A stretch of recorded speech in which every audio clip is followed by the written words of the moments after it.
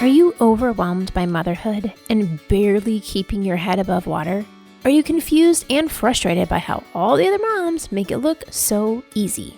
You can't figure out how to manage the chaos in your mind, your home, or your family.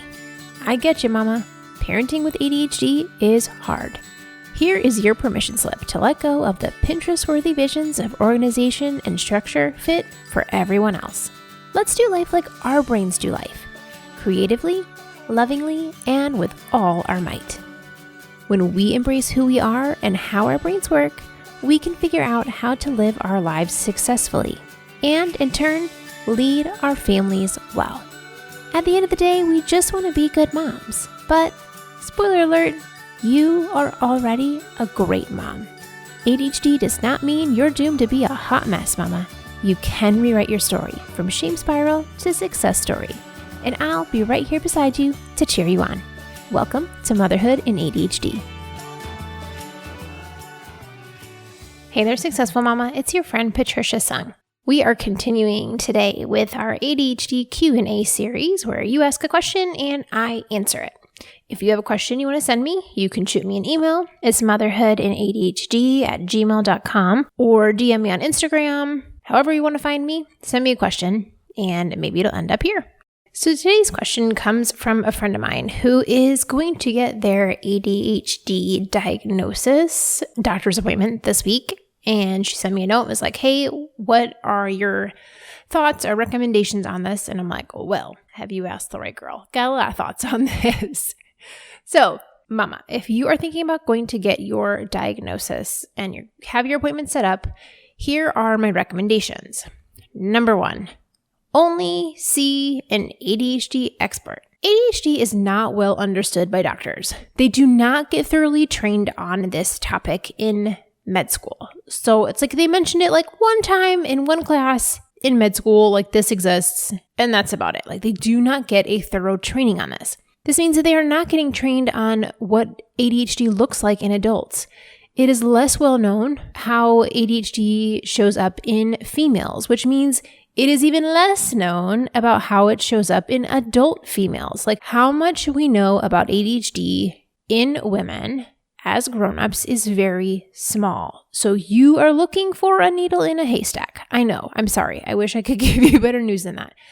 But it is very important that you find someone who knows what they're talking about.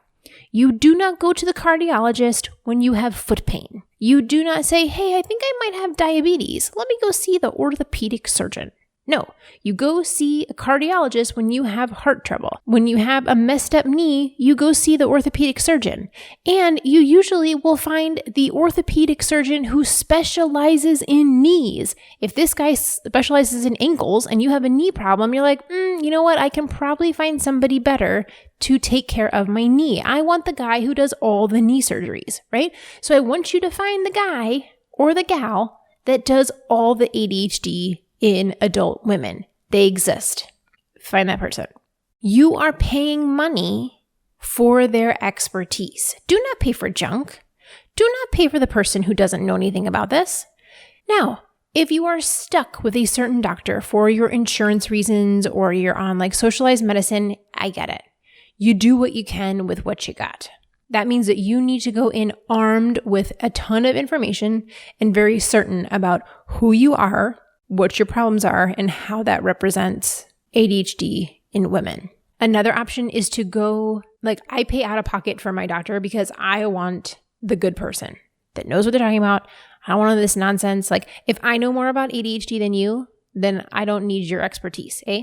So I pay out of pocket for my doctor because she's amazing.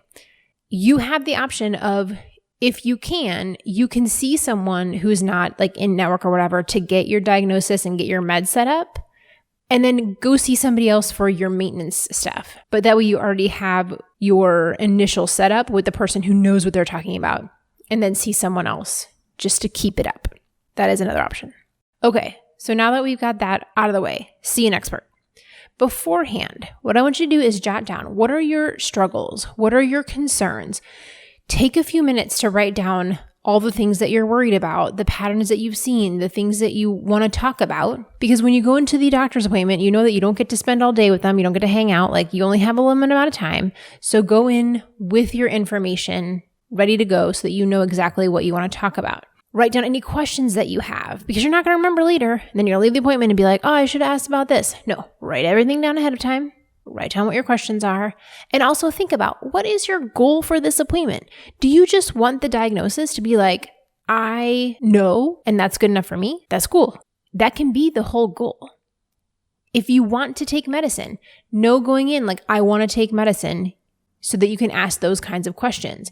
If you just want to know what your options are, ask about what your options are. Know going in kind of what you are hoping for, because there are a lot of questions to ask. There's a lot that can be covered in that appointment time, and you only have so much time. So you want to make sure that you go in with your goal in mind so you can make the most of that time that you have when you're face-to-face or maybe Zoom to Zoom with your doctor. Mama, are you looking for some extra support? Could you use a few more like-minded mamas in your circle?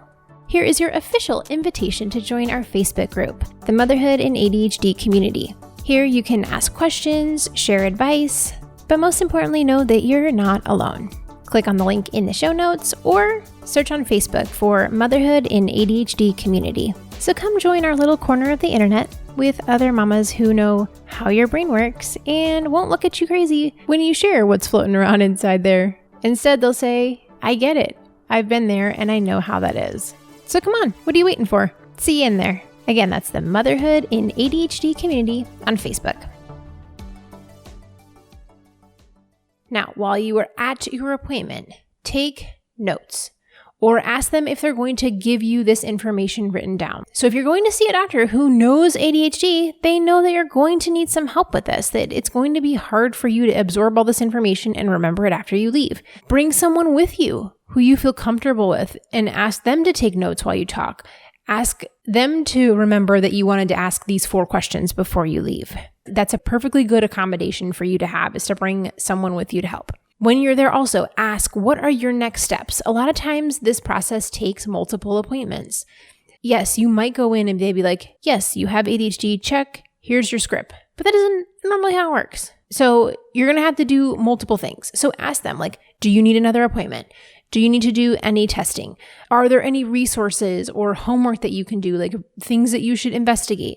What are your treatment options? What kind of therapies would they recommend? And make sure you have your list out so that while you're talking to them, you see your list and you're not like, oh, I left and didn't ever get my list out. Like, as soon as you get into the office, pull your list out, look it over with all the questions and whatever you want to ask, all your concerns, and then that way it's out in front of you. So when you're getting ready to go, you're like, oh, right, I need to check these questions here to make sure that I did everything that I wanted to. Now, keep in mind that if you have ADHD, you also probably have a bunch of other problems. Sorry. So they're probably going to tell you that you also have anxiety or depression or whatever other problems that come along with ADHD. Yes, we do want to treat those things. If they say, you know what, I really think you have anxiety based on all the things you told me, let's treat that first. If you feel good about that, then great. If you don't feel good about that, because I hear this a lot where women go in thinking I have ADHD and the doctor's like, well, I think you actually have anxiety. Well, yes, I have anxiety because I have ADHD and I have been coping poorly my whole life. Thank you very much. This is a common thing. So if they're telling you, I don't really know if you have ADHD, maybe it's just anxiety, or they're going to sound like the expert and be like, I think it's anxiety, not ADHD. If that doesn't sit well with you, push back. You are paying them. You are paying them. You have hired them to take care of you. Okay. So you deserve to feel good about how that goes. When you have ADHD, that's like the trunk, okay? That's the root of the problem. And from that are the different branches. I got an anxiety branch. I got a depression branch. I got a panic attack branch. I got all these branches coming out from the root cause of ADHD.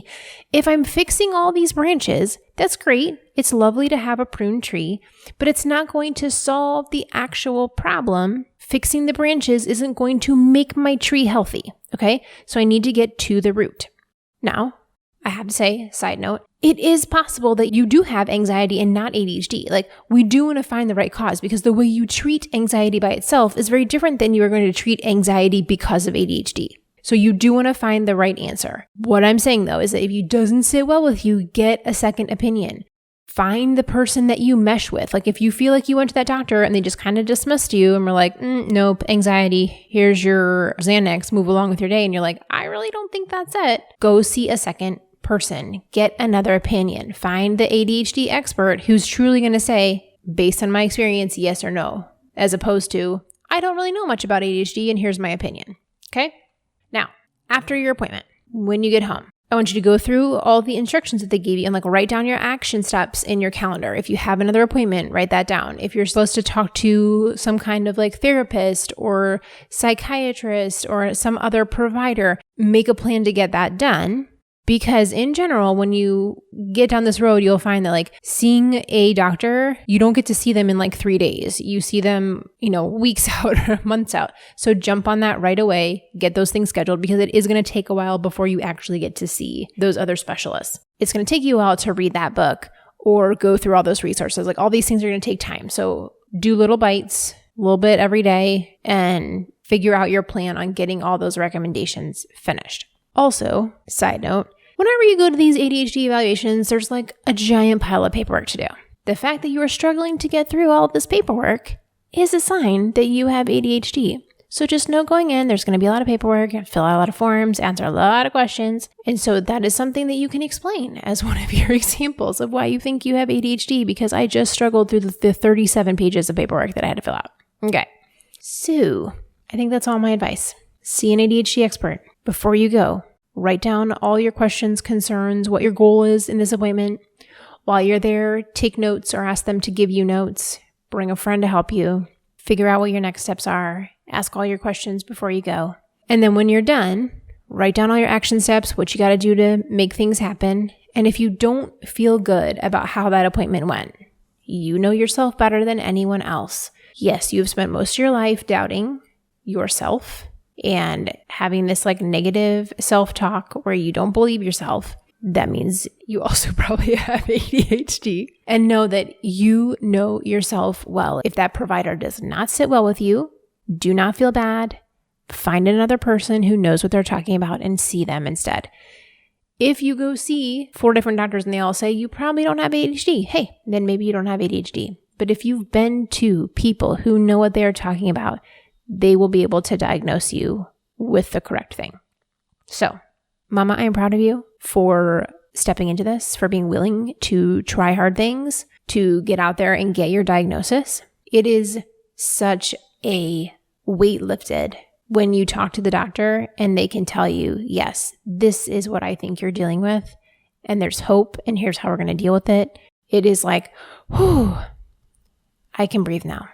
So if you feel like that's something that you want to feel, you want to know, please go seek out that diagnosis. I am lifting you up, praying that you find the right person for you, find the right treatment for you, figure out what is the best course of action so that you can live the best life possible with your ADHD, not in spite of it.